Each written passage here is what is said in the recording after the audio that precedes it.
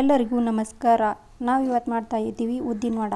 ಅದನ್ನು ಹೇಗೆ ಮಾಡೋದು ಅಂತ ನೋಡ್ಕೊಂಬರೋಣ ಬನ್ನಿ. ಉದ್ದಿನಬೇಳೆ, ಕಡಲೆಬೇಳೆ ಮತ್ತು ಹೆಸರು ಕಾಳನ್ನು ಸೇರಿಸ್ಕೊಂಡಿದ್ದೀವಿ.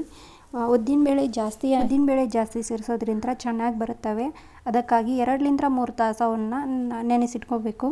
ನೆನೆಸಿಟ್ಕೊಂಡ ನಂತರ ಅವನ್ನ ಸೋಸಿ ತಗೋಬೇಕು. ಆಮೇಲೆ ಹಸಿಮೆಣಸಿನ್ಕಾಯಿ, ಕರಿಬೇವು, ಶುಂಠಿ, ಬೆಳ್ಳುಳ್ಳಿ ಮತ್ತು ಜೀರಿಗೆಯನ್ನು ತೆಗೆದುಕೊಳ್ಬೇಕು. ಆಗಲ್ಲಿ ನೆನೆಸಿಟ್ಟಿದ್ವಲ್ಲ ಅವನ್ನ ಈಗ ಸೋಸ್ಕೊಂಡು ತೊಗೊಂಡಿದ್ದೀವಿ. ಅದನ್ನು ತಗೊಂಡು ಒಂದು ಮಿಕ್ಸಿ ಜಾರ್ನಲ್ಲಿ ಅವನ್ನ ಹಾಕ್ಕೊಳ್ಬೇಕು. ಅದನ್ನೆಲ್ಲ ಹಾಕ್ಕೊಂಡ ನಂತರ ಹಸಿಮೆಣಸಿನ್ಕಾಯಿ, ಕರಿಬೇವು, ಬೆಳ್ಳುಳ್ಳಿ, ಜೀರಿಗೆ ಇವನ್ನೆಲ್ಲ ಹಾಕ್ಕೋಬೇಕು. ರುಚಿಗೆ ತಕ್ಕಷ್ಟು ಉಪ್ಪನ್ನು ಸೇರಿಸ್ಕೋಬೇಕು. ಅದನ್ನು ಈ ರೀತಿ ನುಣ್ಣಗೆ ರುಬ್ಕೋಬೇಕು. ನಾವು ಆಗಲೇ ರುಬ್ಬಿಟ್ಕೊಂಡಂಥ ಮಿಶ್ರಣಕ್ಕೆ ಒಂದು ಸ್ವಲ್ಪ ಸೋಡಾ ಪುಡಿಯನ್ನು ಸೇರಿಸಬೇಕು. ಸೇರಿಸಿ ಅದನ್ನು ಚೆನ್ನಾಗಿ ಮಿಕ್ಸ್ ಮಾಡಬೇಕು. ಈ ಥರ ಮಿಕ್ಸ್ ಮಾಡಿದಂಥ ಮಿಶ್ರಣವನ್ನು ಅರ್ಧ ತಾಸು ನೆನೆಯೋಕೆ ಬಿಡೋಣ. ಗ್ಯಾಸ್ ಮೇಲೆ ಒಂದು ಬಾಣಲೆಯನ್ನು ಇಟ್ಕೊಳ್ಳೋಣ. ಅದಕ್ಕೆ ಸ್ವಲ್ಪ ಎಣ್ಣೆಯನ್ನು ಇಟ್ಕೊಂಡಿದ್ದೀನಿ.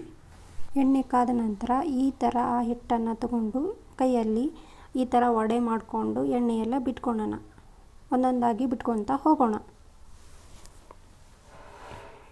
ಒಂದೊಂದು ವಡೆಯನ್ನು ಕೈಯಲ್ಲಿ ಮಾಡಿಕೊಂಡು ಈ ಥರ ಎಣ್ಣೆಯಲ್ಲಿ ಬಿಟ್ಕೊತಾ ಹೋಗಬೇಕು.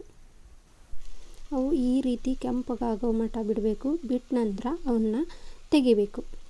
ನಾನಿಲ್ಲಿ ತೆಗಿತಾ ಇದ್ದೀನಿ ನೋಡಿ. ಈ ರೀತಿ ಆದಮೇಲೆ ಅವನ್ನ ಒಂದು ಪ್ಲೇಟಿಗೆ ತೆಗೆದುಕೊಳ್ಬೇಕು. ಎಷ್ಟು ಚೆನ್ನಾಗಿ ಬಂದಿದ್ದಾವೆ ನೋಡ್ತಾ ಇದ್ದೀರಲ್ಲ. ಹೀಗೆ ನೀವು ಮನೆಯಲ್ಲಿ ಮಾಡ್ಕೊಂಡು ನೋಡಿ.